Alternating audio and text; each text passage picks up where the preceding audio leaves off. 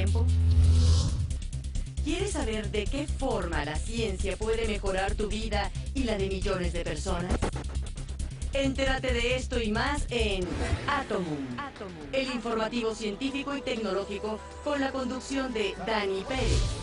El lado humano de la tecnología. La ciencia al servicio de los pueblos. Atomum, todos los lunes. El tiempo pasa rápidamente y Telesur les ofrece la alternativa para estar siempre bien informados. Síntesis, cada fin de semana hacemos un vuelo rasante por las noticias que marcaron la agenda informativa de los últimos 7 días. El lunes venció el plazo establecido por indígenas del Cauca. El martes, partidos políticos venezolanos suscribieron acuerdos. Miércoles, 3 altos funcionarios sirios fallecen. Jueves, indignación en 80 ciudades de España. El viernes, una tragedia enlutó nuevamente a Estados Unidos. Síntesis, los sábados y domingos. Ellos son documentalistas. A través del lente de sus cámaras, logran capturar profundas historias. Todo el sistema está basado en que la gente cada vez consuma más y de forma más creciente. Esta lucha continúa hasta que se apague el sol. Muchos vienen y saben que no va a ser fácil. Tenemos la casa amenazada. Nosotros quedamos así nomás, en la calle. Que usted podrá ver en exclusiva a través de nuestra pantalla. Effectivement, les blessés arrivaient par dizaines, vraiment par dizaines.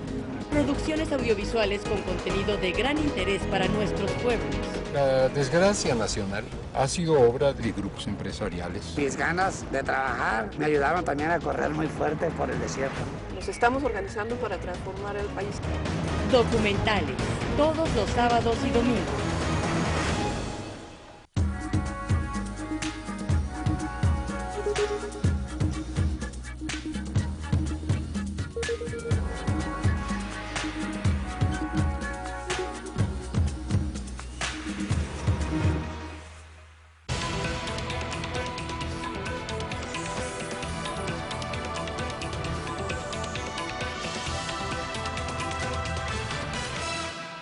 Hola, es un verdadero gusto saludarlos. Bienvenidos a Conexión Global. Soy Marayira Chirinos. Vamos, como es costumbre, a recorrer todo lo que acontece en nuestra América Latina y el resto del mundo. Estos son nuestros titulares. Acompáñenos. Camino a la paz. Presidente de Colombia, Juan Manuel Santos, anunciaría en breve inicio oficial de diálogo con las FARC. Manifestantes calientan motores en Charlotte a la espera de inicio de convención demócrata. Médicos de la Fuerza Armada Peruana evalúan sumarse a paro indefinido de trabajadores de la salud. Urgen nueva escala remunerativa. En nuestra entrega especial del día de hoy, conozca la guerra mediática en Venezuela, cómo los grandes emporios comunicacionales tienen amplias libertades de acción. Hoy lo sabrán en Conexión Global. Y en deportes, la velocista antillana Omara Durant logró el oro en los 400 metros e iguala marca cubana conseguida en la pasada edición de los Juegos Paralímpicos Beijing 2012. El cine paraguayo protagoniza nuevo portal web Películas Paraguayas. Es una ventana que ofrece un catálogo de DVDs.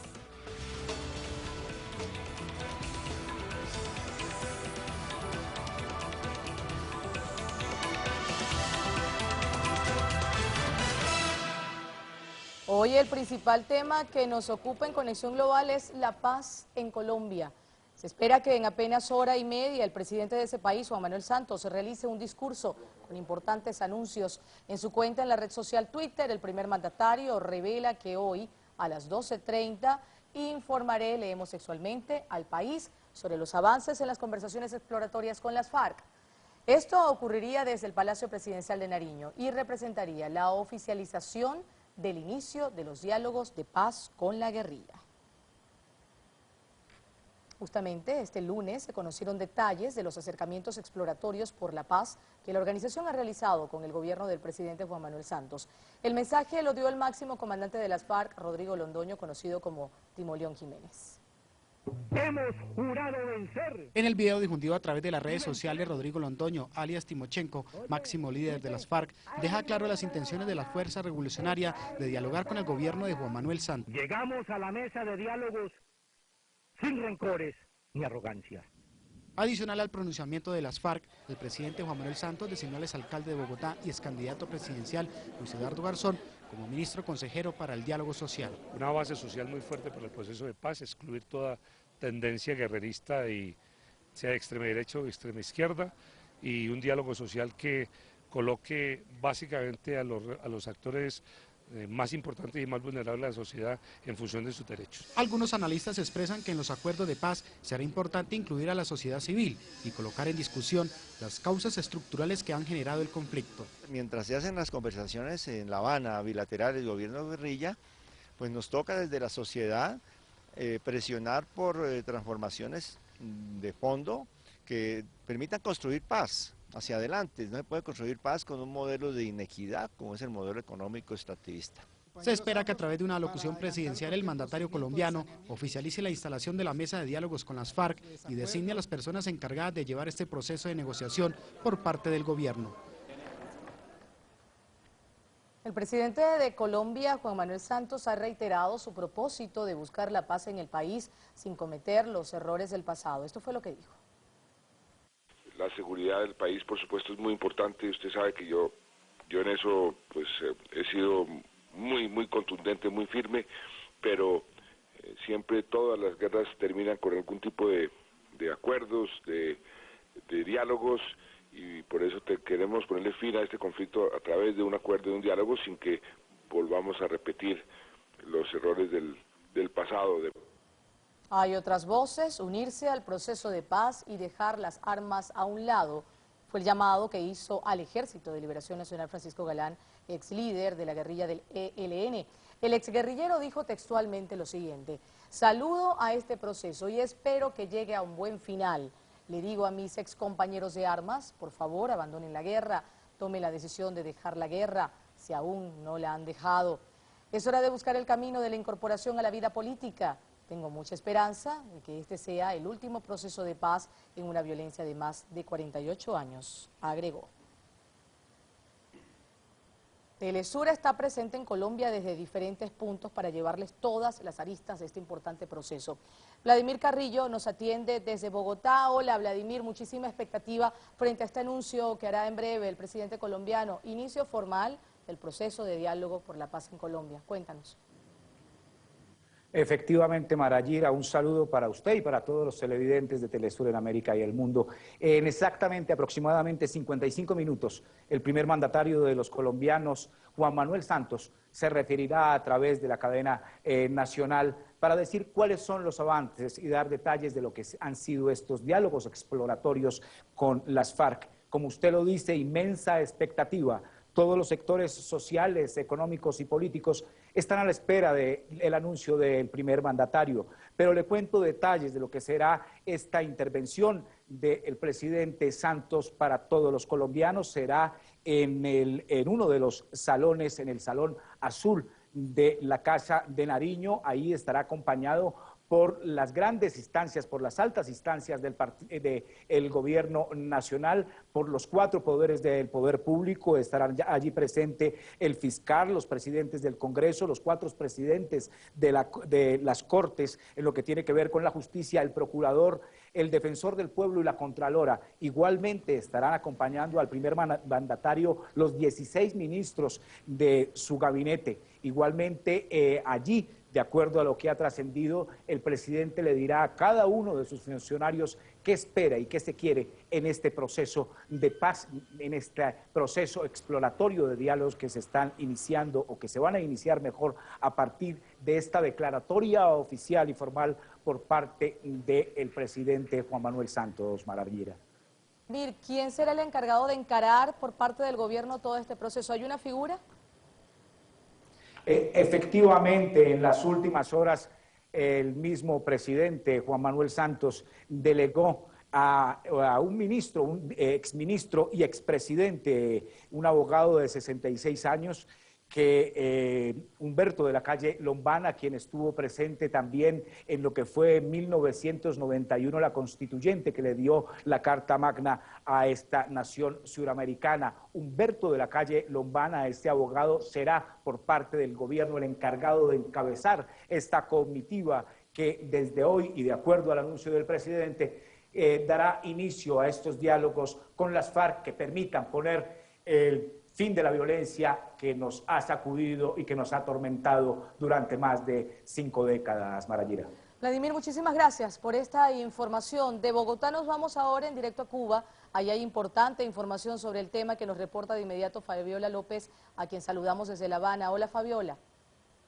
Hola, Marayira. ¿Qué tal? Un gusto saludarte desde La Habana. Gracias por este contacto. Solo para informarte muy brevemente que esta mañana ha sido convocada la prensa extranjera acreditada aquí en La Habana de manera urgente por el Ministerio de Relaciones Exteriores de Cuba para una comparecencia de prensa de las Fuerzas Armadas Revolucionarias de Colombia.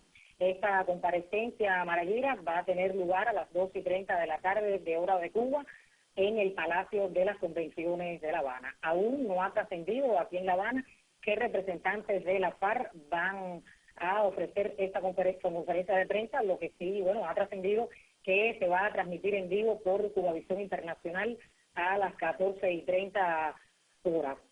También se ha anunciado que a las 3 de la tarde el Ministerio de Relaciones Exteriores de Cuba se va a pronunciar, se va a leer un comunicado y se va a tratar el tema. No ha trascendido nada más al respecto. Nosotros estaremos ahí en la conferencia de prensa y estamos al tanto para informar minuto a Telesur de lo que acontecerá en Marayira. Fabiola, pendientes entonces de estas actividades directamente desde La Habana, Fabiola López desde Cuba, y con todo el cuidado, con todo el respeto que una información como esta, donde lo que está en juego es la paz de un país. Hoy queremos hacer el análisis con Jaime Bernal Cuellar, él es experto en temas de paz, ex procurador y abogado colombiano. Gracias por estar con nosotros en Telesur.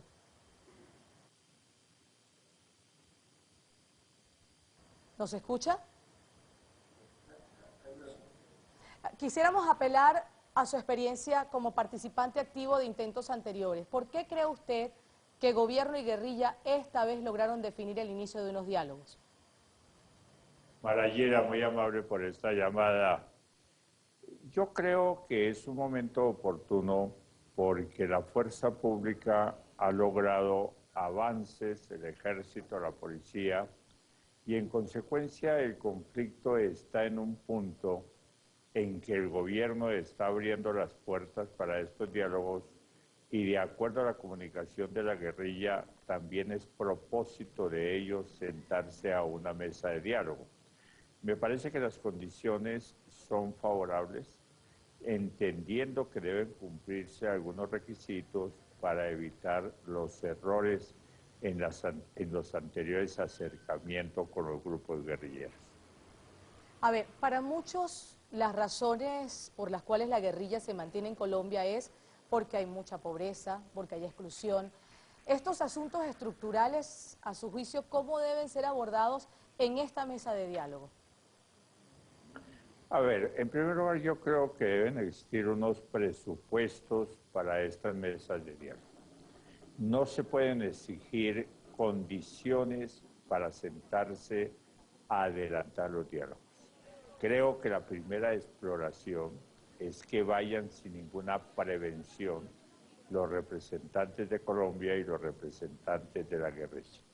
Decir en este momento que haya cese de hostilidades antes de sentarse a un diálogo es pretender resolver el conflicto antes de iniciar los diálogos. Me parece que los puntos centrales serían estudiar una plataforma jurídica exacta dentro del marco constitucional colombiano, que existe ya una norma que hace referencia a la paz, hacer una reglamentación de esa norma para saber qué concesiones se puede otorgar a la guerrilla, qué esperamos también de la guerrilla en estos momentos, ir elaborando un esquema para el cese de hostilidades en la medida en que avancen los diálogos y que la guerrilla sepa exactamente cuáles son las condiciones dentro de las cuales se puede lograr la desmovilización y que el gobierno también tenga claridad sobre qué se espera de estos grupos guerrilleros. A esto yo le agregaría algo. Hay que buscar que se haga una sola mesa donde concurran tanto la FARC como el Ejército de Liberación Nacional.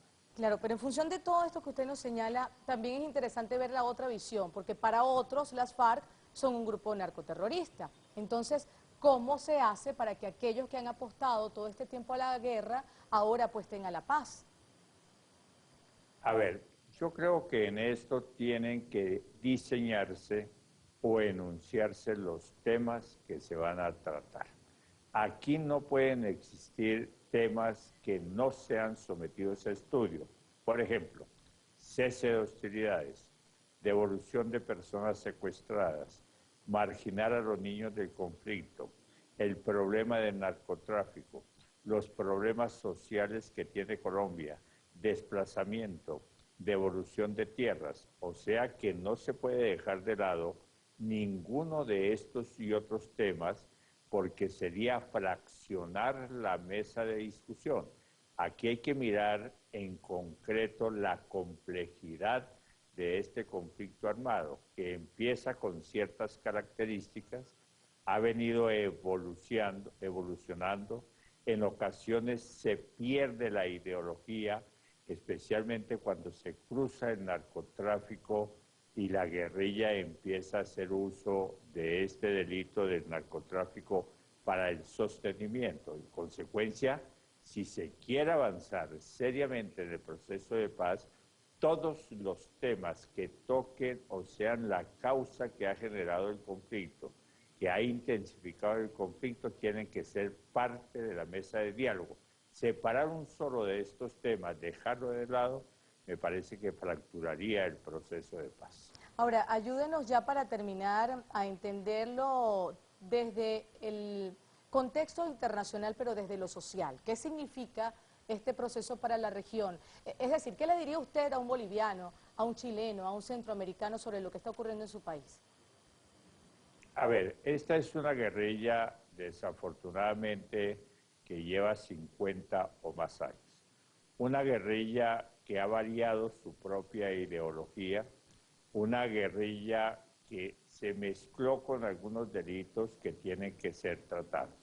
Pero para la región es fundamental que un país como Colombia, un país que tiene una economía que se viene fortaleciendo, un país que tiene propósitos de salir adelante, me parece que es fundamental para toda la región que logremos eliminar este conflicto.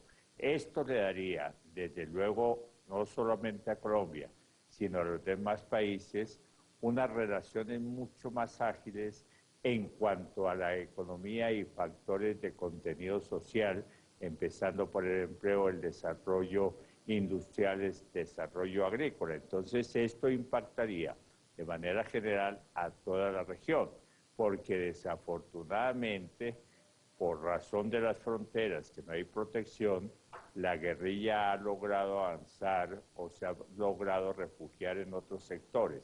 Entonces me parece que esto beneficia a todo el sector, por eso es necesario la comunidad internacional para hacer unas evaluaciones concretas sobre el desarrollo de la región en caso de que se logre la desmovilización. Ha sido un verdadero gusto conversar con usted. Señora, muy amable, muy gentil. Igual, conversábamos con Jaime Bernal Cuellar, ex procurador colombiano, abogado, nos acompañaba analizando toda esta situación porque Telesur está siguiendo bien de cerca el proceso de paz en Colombia. Vamos a girar en la información porque este martes inicia en Charlotte, Carolina del Norte, la Convención Nacional Demócrata, a la que se espera asistan más de 70.000 seguidores del presidente Barack Obama, de los cuales casi 6.000 son delegados de los 50 estados de ese país que celebrará elecciones presidenciales y del Congreso el próximo 6 de noviembre. Nuestra enviada especial a la Convención Demócrata nos cuenta qué ambiente se está respirando en esa ciudad. Con 15,5 toneladas de arena extraídas de una mina en Carolina del Sur, 5 artistas levantaron esta gigantesca estatua que muestra sonriente al presidente Barack Obama. Creo que a muchas personas les gusta el presidente Obama y por eso construyeron esta escultura aquí, para tener presente lo que ha hecho. Construimos esta escultura de arena en la playa y la trajimos aquí para darle la bienvenida a todos los delegados y recordarle a la gente que este es un bonito lugar para visitar. Sin dudas, el nuevo monumento de Charlotte, la ciudad sede de la Convención Demócrata, se ha convertido en la principal atracción de la avenida College, que lleva al estadio Time Warner Cable, donde se anticipa una mayor presencia policial mientras los demócratas se apoderan de las calles.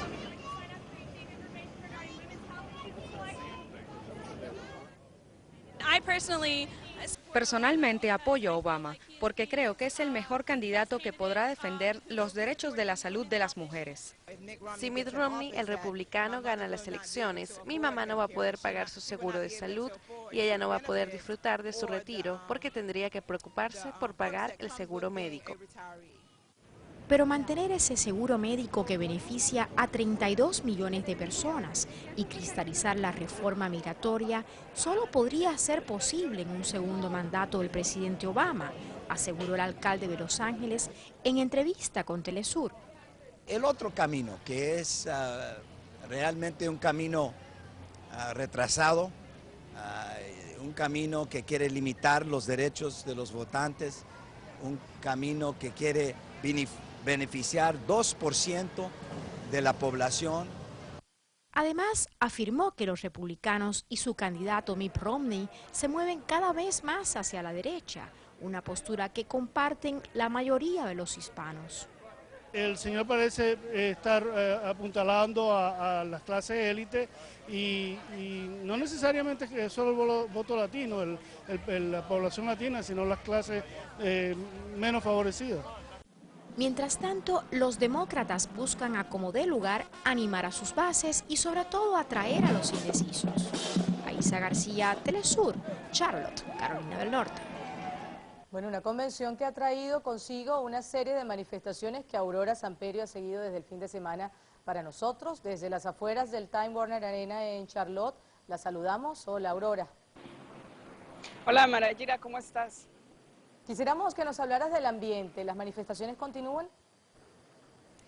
Mira, hemos estado aprovechando la mañana para hablar un poco acerca del tema político, la agenda. Las manifestaciones, claro, van a continuar durante el resto de la semana, pero quiero comentarte algo muy importante. Estamos a pocas horas de que dé inicio ya esta convención demócrata y ya se habla de las plataformas políticas que, recuerdas, te decía la semana pasada que son las bases de los planes de gobierno de cada partido. Por ejemplo, los republicanos la semana pasada te reportaba de que ellos habían aprobado una plataforma en contra del aborto y en contra de los matrimonios entre las personas del mismo sexo y un plan muy duro para el tema de inmigración. ¿Qué pasa ahora con los demócratas? Es todo lo opuesto. Ellos están a favor del aborto, están a favor de los matrimonios contra las personas del mismo sexo, entre las personas del mismo sexo, y también están proponiendo un tema de la reforma migratoria. ¿Qué ha pasado esta mañana en base que ya salió a luz esta plataforma política de este Partido Demócrata? Que ya las organizaciones sociales, al menos 30 de ellas, estuvimos en una reunión hoy temprano y ya ellos conocen esta plataforma y ya están estudiando esas propuestas que los demócratas han lanzado. Por supuesto,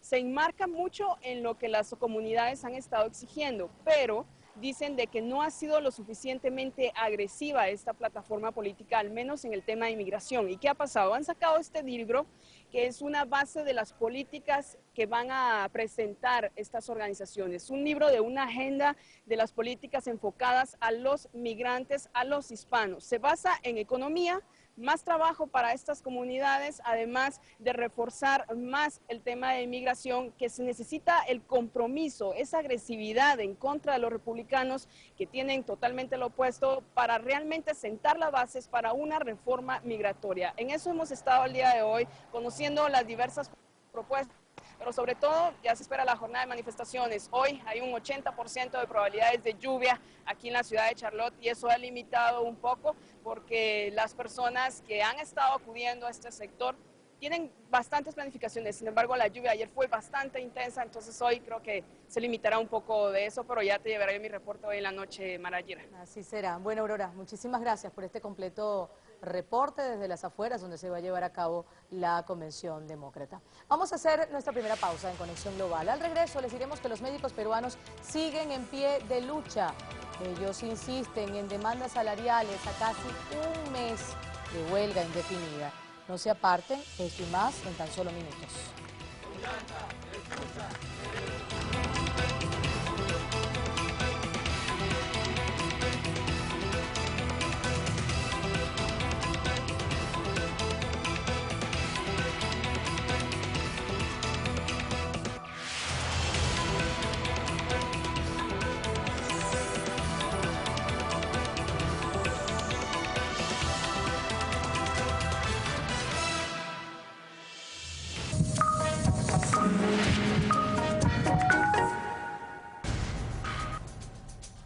¿Cómo se convierte un suceso en noticia?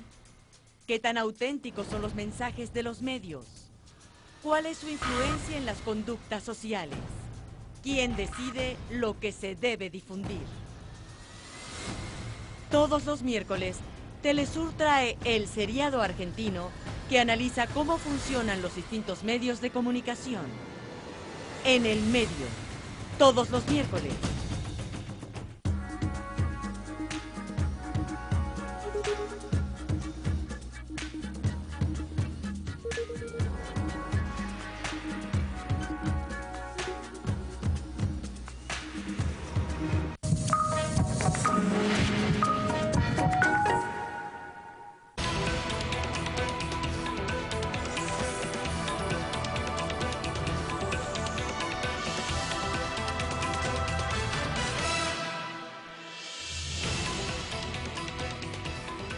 Trabajadores de la salud en Perú llegan ya a 29 días de huelga indefinida sin haber alcanzado un acuerdo con el gobierno nacional. Los galenos denunciaron también el abandono en el que se encuentra la mayoría de los hospitales. Con infraestructura obsoleta, medicina escasa y sueldos insuficientes, trabajan los médicos del Seguro Social en Perú. De esto necesitamos por lo menos 5 en laboratorio y como hay el hacinamiento que usted observa, prácticamente no nos queda espacio para poder utilizar más refrigeradoras, ¿ves? Y acá en este ambiente funcionan como 4 o 5 secciones de laboratorio clínico. Hasta que mejoren las condiciones, los médicos no levantarán la huelga a nivel nacional. Así lo confirmaron tras otra reunión en el Ministerio de Trabajo sin alternativas de solución. Estamos solicitando, aparte de lo que ellos han propuesto, un bono de responsabilidad médica que es de 1.500 soles, de los cuales ellos todavía no se han pronunciado respecto a eso. Pero sin embargo, en forma paralela, ellos se han pronunciado de que es una huelga injusta, se están pronunciando con distintas amenazas, ¿no? Amenazando de que van a haber cartas de preaviso de despido. Mientras tanto, se suspendieron más de 600.000 consultas médicas durante los últimos 28 días de huelga. No sé hasta cuándo iban a hacer esto, ¿no? Hay muchos pacientes que están esperando. Por ejemplo, hoy día he tenido mi cita y no me han atendido y me han reprogramado para otro mes. Se ha suspendido una operación pendiente para 6 meses. A la huelga de médicos del Seguro Social se sumarían los galenos del Ministerio de Salud a partir del próximo 18 de septiembre, si antes no llegaron a un acuerdo con el gobierno. Verónica Insausti, Telesur, Perú. Este es el panorama que exponen los trabajadores de la salud en Perú. Nuestro corresponsal en la zona, Jaime Herrera, nos cuenta cuál es el próximo paso. Hola Jaime, buen día. Muchas gracias. Hoy se cumplen 29 días de la huelga de los médicos de la Seguridad Social peruana. Y hasta el momento no hay visos de solución, pese a que ayer el ministro de Trabajo, Juan Villena, se reunió con algunos de los dirigentes de este gremio sindical sin llegar a ningún acuerdo. Cabe indicar que los directivos de este sector han dispuesto que los médicos que están acatando esta huelga indefinida no ingresen a los establecimientos de salud, perjudicando a muchos pacientes hospitalizados, quienes eran atendidos por piquetes de los médicos en huelga. Ahora ello no podrá ocurrir. De igual modo, más de 500.000 de pacientes que buscan consultas en consultorios externos no pueden ser atendidos debido a esta huelga. Muchos de ellos inclusive esperan operaciones y esto obviamente tendrá que prolongarse. Cabe indicar también que quienes esperan medicina, que es parte del tratamiento para sus males, no pueden tampoco recibirla. Esto como consecuencia de esta huelga médica que ya cumple prácticamente un mes. Cabe indicar que el sistema de salud peruano se podría complicar debido a que para los próximos días también se anuncia otra huelga que es llevada en esta oportunidad por los médicos del Ministerio de Salud. Eso es lo que por el momento podemos informar. Volvemos con ustedes. Gracias, Jaime. Nos quedamos en la región andina. La Cámara de Diputados en Bolivia ha aprobado el proyecto de ley que amplía la consulta en el TIMNIS hasta el 7 de diciembre. Un mes más del tiempo establecido por el Ejecutivo para sondear si los pobladores de la zona aceptan la construcción de una carretera en la Reserva Natural. Hasta ahora 34 comunidades bolivianas del territorio indígena y Parque Nacional Isibore-Sécure han aprobado hasta la fecha la construcción de una carretera a través de esta Reserva Natural. Recordemos que el proyecto de ley modifica el artículo 8 de la Ley 222 de consulta previa, ampliando el tiempo de este proceso de 210 a 301 días. Sobre la ampliación de la fecha de la consulta en el TIMNIS, nuestro corresponsal Freddy Morales nos trae mayores detalles. Freddy, adelante. La Asamblea Legislativa decidió ampliar por 2 meses el proceso de consulta a los pueblos amazónicos del territorio indígena y Parque Natural Isiboro-Sécure-TIMNIS. Esta consulta, iniciada el 29 de julio pasado, definirá si se da curso al proyecto gubernamental de construcción de una carretera por el medio de esa área protegida. Hasta ahora, solo la mitad, es decir, unas 35 comunidades fueron consultadas. La ampliación de la consulta por 2 meses, hasta el 7 de diciembre, se basa en 2 programas encontradas en el curso del proceso. El bajo caudal de los ríos, el principal medio de transporte en el parque, y la resistencia de un grupo de indígenas a que las brigadas de consulta ingresen a media docena de comunidades. En el TIMNIS viven 3 de los 36 pueblos indígenas de este país, distribuidos en 69 comunidades. El territorio indígena y parque natural abarca 1.200.000 hectáreas. Sobre este tema continuaremos informando.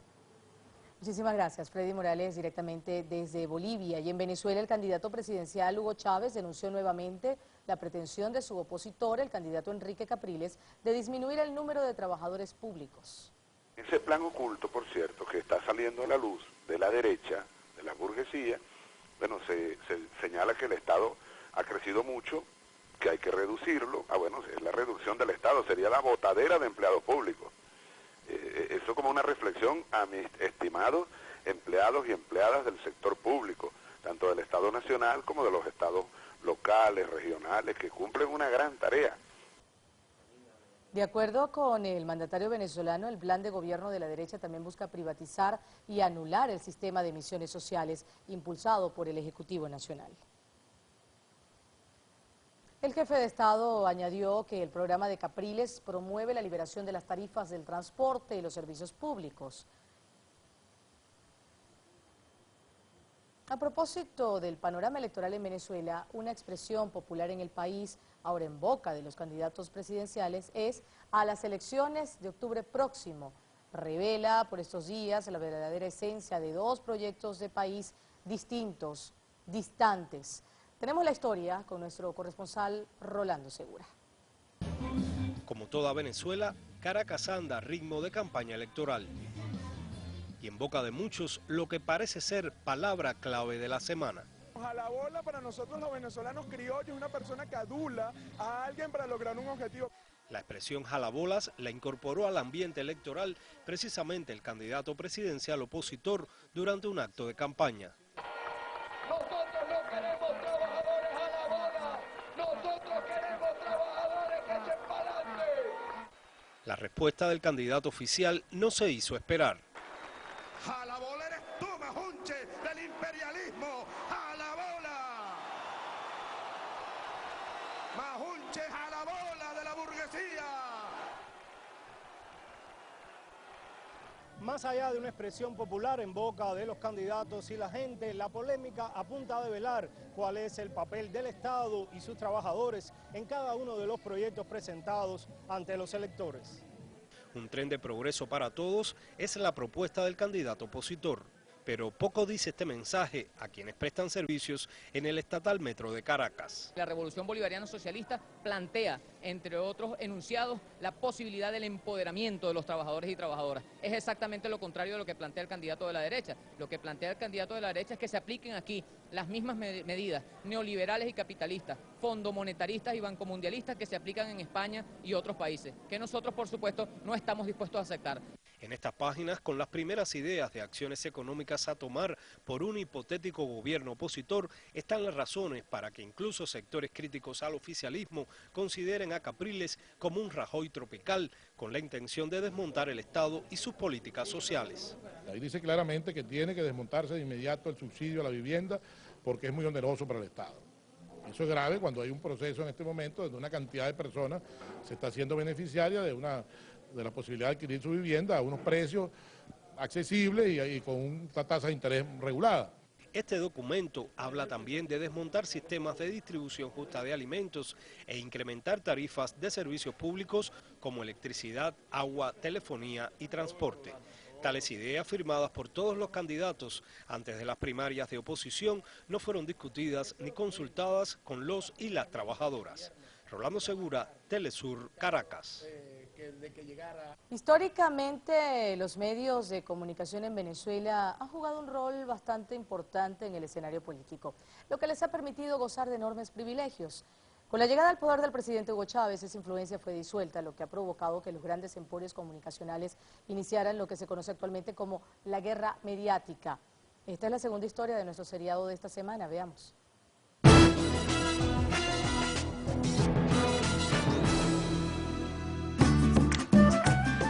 Los medios de comunicación privados en Venezuela gozaron durante la Cuarta República de enormes privilegios políticos y sus directores ocuparon cargos de senadores y diputados en el Congreso Nacional. La Revolución Bolivariana modificó esta estructura y con ello revirtió el monopolio mediático que por 40 años imperó en el país. Aquí se trata de un proceso de transformación en Venezuela que es democrático, que es pacífico, pero que para los grandes medios privados, pues además es peligroso. Aquí se rompieron los paradigmas de las relaciones de poder entre los medios de comunicación y el sector político. Claro que para ese entonces no había la televisión, se inventaron artefactos para crear la distracción. Como parte de la estrategia mediática de la oligarquía por desprestigiar la revolución, los medios privados sistemáticamente omiten los importantes logros sociales del gobierno del comandante Chávez. Están pasando una serie de cosas que facilitan la vida a las mayorías nacionales, y el capitalismo, con sus medios de comunicación, lo van a estar negando constantemente, y esa es una realidad. Por mucho que uno se empeñe, esos medios no van a cambiar. En Venezuela hoy tú consigues alimento subsidiado por el Estado y los niveles de nutrición, de valores nutricionales que ingiere nuestra población se ha multiplicado considerablemente. Que tú pases una matrícula en lo que es educación universitaria de 500.000 jóvenes a 2.600.000, mira, eso afecta a quienes han hecho de la educación un negocio. Donde la verdad no existe y la mentira es evidente. El destacado acento social que tiene la revolución ha generado una nueva distribución de los ingresos a favor de la población venezolana. Y tanto la empresa privada, políticos y medios de comunicación de oposición han visto afectados sus intereses económicos. Ahora que hay una democracia participativa y que las mayorías tienen la oportunidad de participar y tener acceso a los bienes del país, al petróleo, en definitiva, y a la salud y a la vivienda, y entonces hay un grupo minoritario que indudablemente quiere apropiarse de las riquezas que ahora están en manos de la mayoría. Diego Marín Verdugo, Telesur, Caracas. Si usted quiere volver a ver este seriado, pues no deje de seguir nuestras próximas ediciones o descárguelo desde nuestro sitio en internet www.telesurtv.net.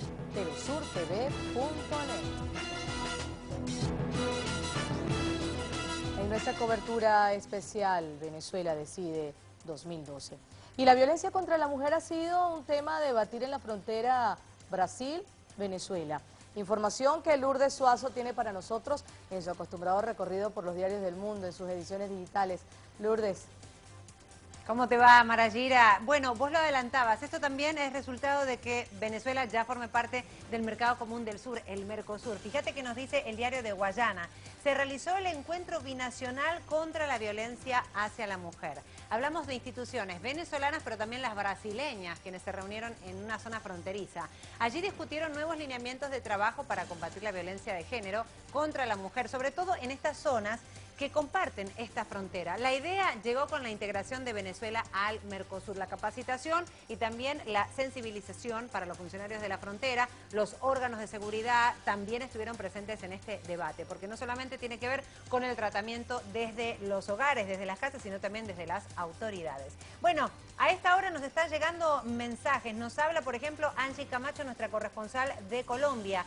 Se espera que una hora después de la locución presidencial, las FARC también emitan un comunicado al país sobre los acercamientos. Recordemos entonces, en una hora más o menos, hora de Venezuela, van a ser las 13 horas para que tengan una referencia. Dentro de una hora más o menos va a hablar el presidente y luego, una hora más tarde, las FARC desde Cuba. Fíjense que nos dice Fabiola de Cuba, Fabiola Telesur. Cuba convoca urgente 2:30 de la tarde, es decir, 2 de la tarde hora de Venezuela, a la prensa acreditada en La Habana a la comparecencia de prensa de las FARC por los diálogos con el gobierno de Colombia.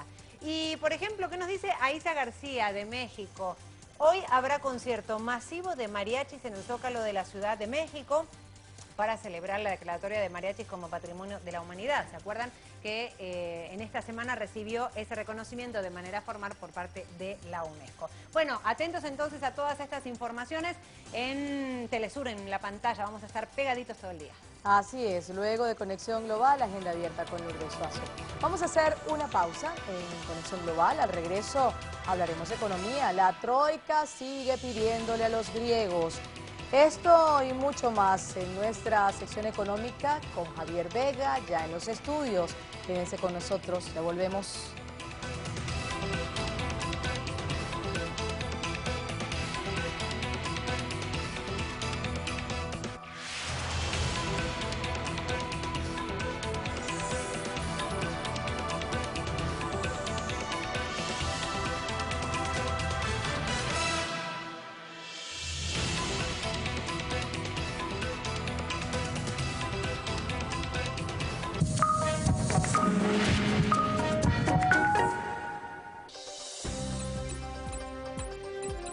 Venezuela vive un momento crucial de su historia. Elecciones presidenciales 2012. Siga paso a paso la actividad de la campaña electoral, los candidatos, el árbitro, el pueblo. Viva por Telesur la más completa cobertura periodística del proceso comicial. Usted nos acompaña. Venezuela.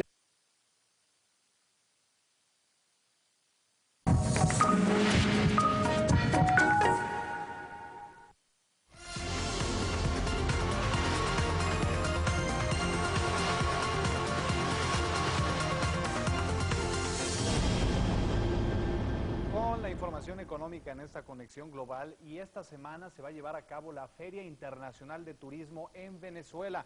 Esto con la intención de posicionar al país como una potencia turística. El ministro de Turismo, Alejandro Fleming, destacó que se pretende impulsar el turismo como una herramienta de inclusión social y como una actividad productiva generadora de recursos.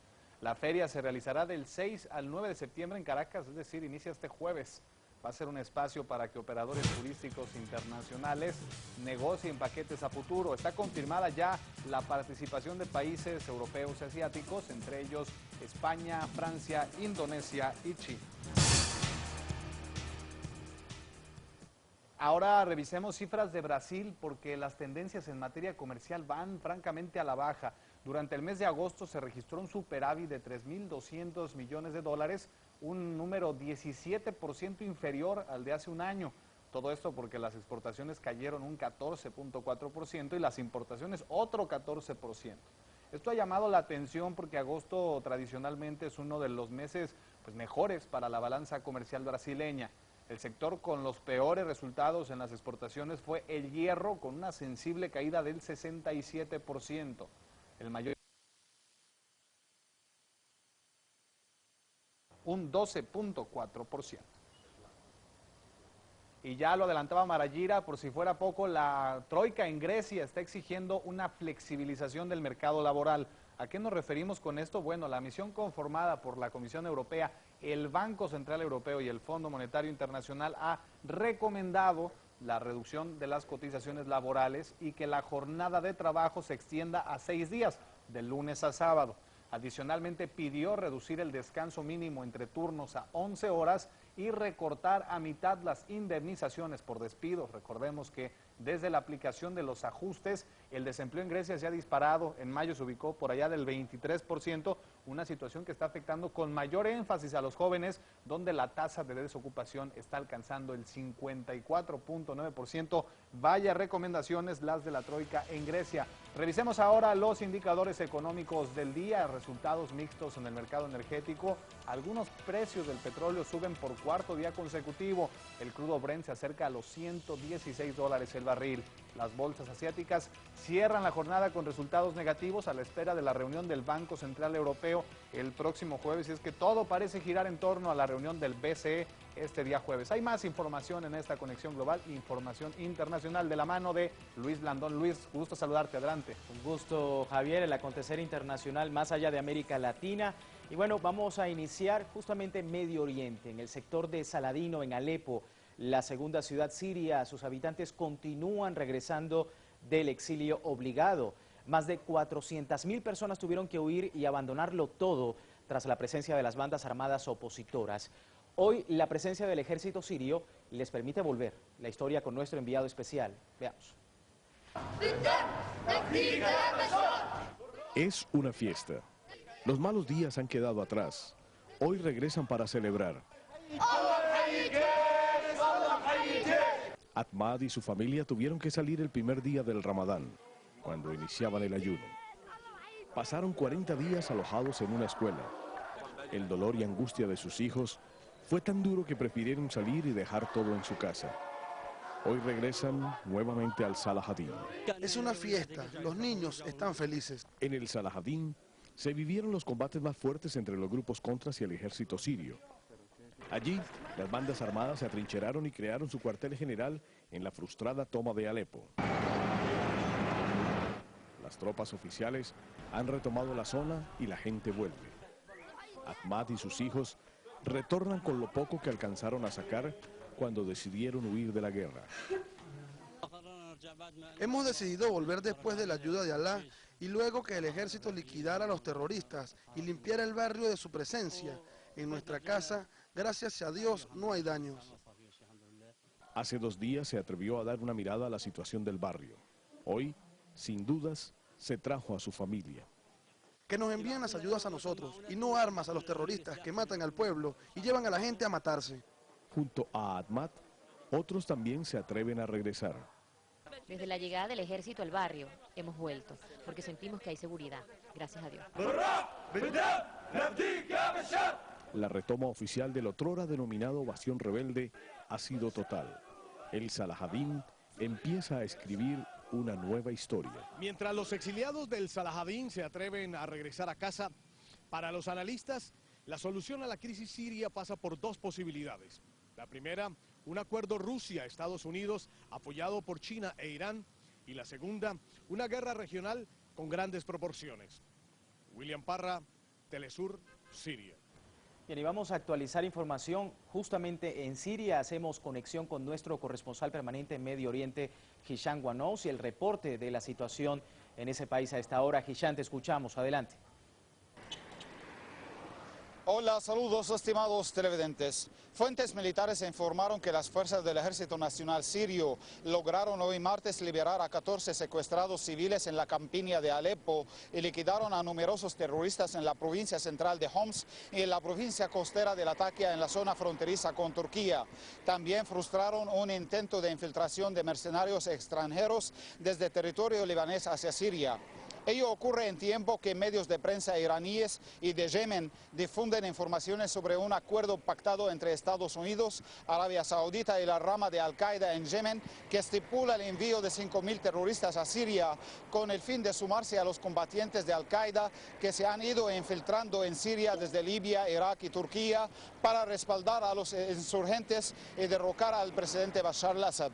Informaciones que coinciden con las confirmaciones del ministro sirio de Información de que su país enfrenta una ideología extremista wahabí, de que existen pruebas políticas concretas y de inteligencia de la existencia de planes occidentales contra Siria, dando a conocer que un grupo de expertos técnicos franceses están instalando equipos estaciones móviles de interferencia y espionaje en la región de Wadi Khaled, en el norte del Líbano, para interferir y espiar las comunicaciones del Ejército Nacional en beneficio de los grupos terroristas armados que recientemente amenazaron con derribar aviones civiles, alegando que transportan armas al gobierno sirio desde Rusia, Irán y Irak. Amenazas que Moscú consideró absolutamente inadmisibles y violan el derecho internacional y que no difieren de los crímenes de Al-Qaeda. Esta es toda la información que tenemos por ahora. Adelante, estudio. En Hisham Guanous desde Siria. Y bueno, pasamos a otras informaciones. En Sudáfrica, la Unión Nacional de Trabajadores Mineros manifestó su satisfacción luego de que la Fiscalía General retirara los cargos contra los 270 trabajadores señalados de la muerte de sus compañeros en huelga, pero recordemos que fueron asesinados por la policía el pasado 16 de agosto en Maricana. Esto dijeron. Es bienvenida la decisión de la Fiscalía de retirar los cargos de asesinato contra los 270 mineros que permanecieron bajo custodia durante 2 semanas más o menos. Estábamos muy perturbados por el propósito común de la Fiscalía sobre una ley que nos recuerda mucho de los oscuros días del Apartheid. Creemos que la autoridad tiene el deber constitucional de juzgar, pero debo hacerlo dentro de la ley y sobre la base de evidencias concretas en vez de supuestos.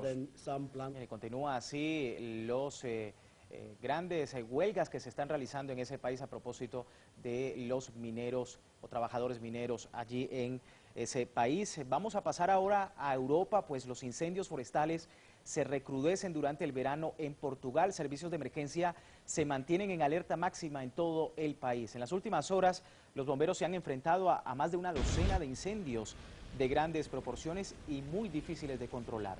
La cantidad y gravedad de las llamas obligó a Portugal a pedir ayuda europea.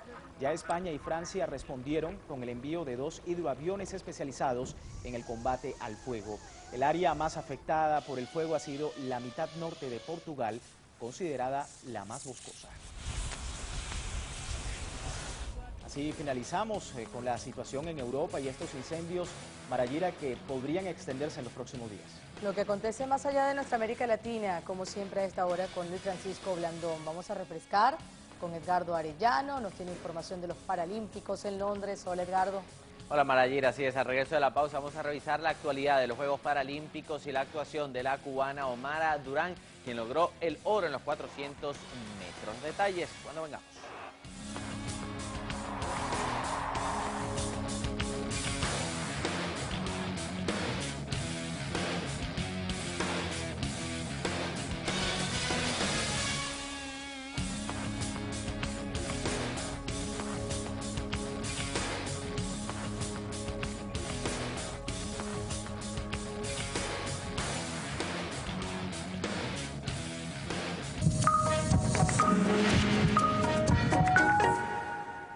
El tiempo pasa rápidamente y Telesur les ofrece la alternativa para estar siempre bien informados.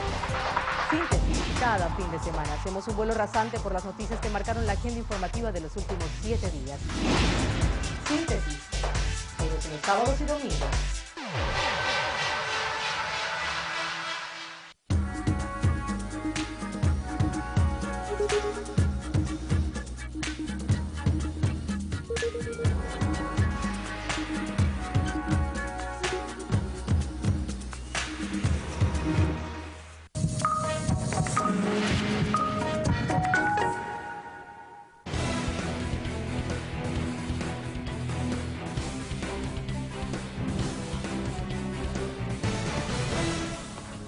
Revisamos la actualidad deportiva en Conexión Global y comenzando con los Juegos Paralímpicos y las actuaciones destacadas de Cuba y Brasil en el atletismo.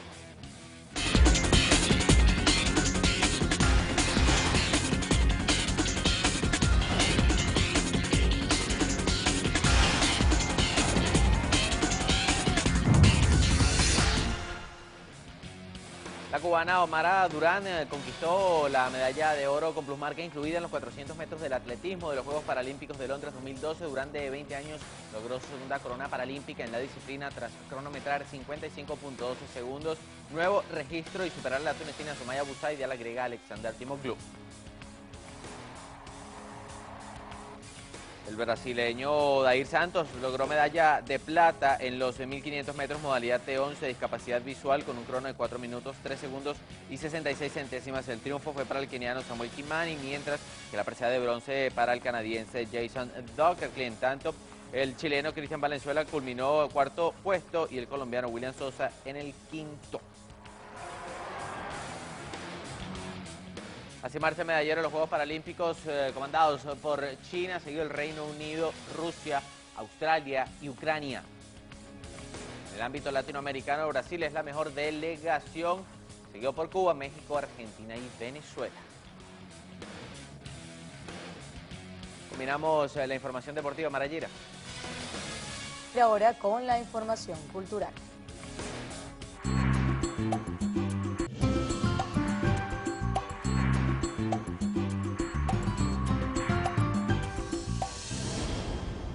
decirles que la 5ª edición del Festival Internacional Musical de Bandas Militares de Moscú, Rusia, ha iniciado con más de 500.000 artistas en escena. Veamos. El festival denominado Torre Spasskaya fue inaugurado con una ceremonia que tuvo lugar en la Plaza Roja de Moscú, en la cual las bandas militares realizaron la presentación musical de las escenas más famosas de la novela de Tolstoy. Además, interpretaron obras clásicas famosas dedicadas a la victoria de 1812, canciones folclóricas rusas y varias piezas pop que marcaron la historia de la música del siglo XX. Este año el festival, que estará dedicado al bicentenario de la victoria de Rusia en la guerra de 1812 contra Napoleón, tendrá en competencia 11 orquestas de países como Francia, Italia, Grecia, Alemania, el Reino Unido, Singapur y China.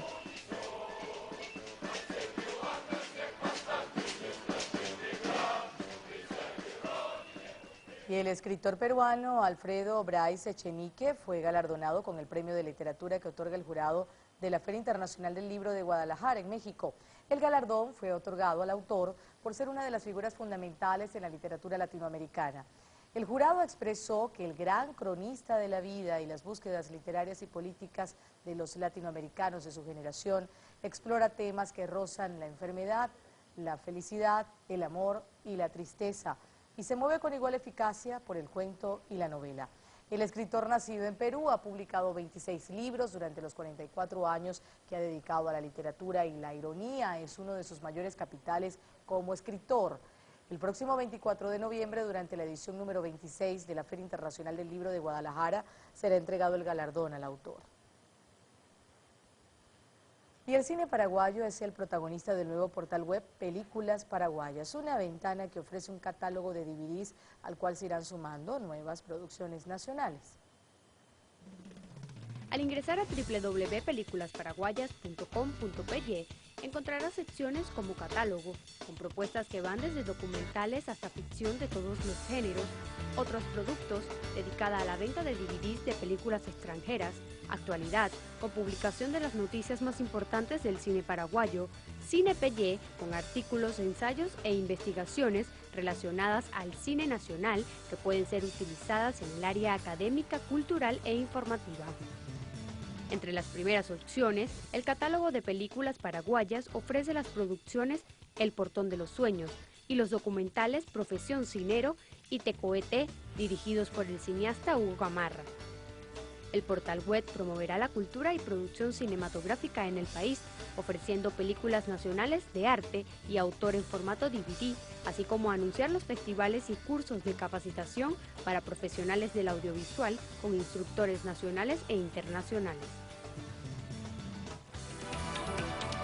Ha sido un verdadero gusto acompañarlos. Recuerden seguirnos a través del Twitter, @TelesurTV, nuestro portal en la web, www.telesurtv.net, o escribirnos, si lo prefieren, a contactenos @telesurtv.net, nuestro permanente punto de encuentro.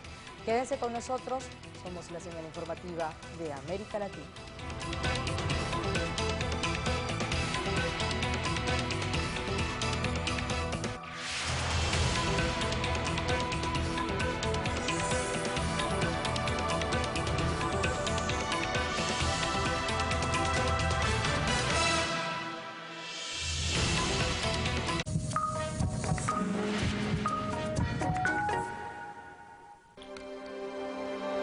Agentes han dispersado un complot anarquista en Cleveland. 5 personas han sido arrestadas. Se trata de un grupo que quiere cambiar el mejor sistema que existe en el mundo. Ocupa Wall Street es estúpido. Si preguntas a esas personas que quieren, van a decir que no lo saben. Más de 700 manifestantes fueron detenidos durante las protestas contra el sistema capitalista estadounidense. Queremos un gobierno por nuestros problemas, por nuestros deseos. Tenemos que tomar conciencia, tenemos que despertar. ¿Quién te lo hubiese contado? Acontecimientos, contados por quienes tienen arraigada la historia en su memoria. Fui secuestrada 3, 4 meses. Estamos amenazados. Investigaciones realizadas por periodistas comprometidos con la verdad. ¡Brilló la verdad! ¡Brilló la justicia! Interrogantes, que usted a través de 25 minutos podrá develar. Why are you here? Necesitamos una respuesta ya. ¿Quién ordenó el disparo?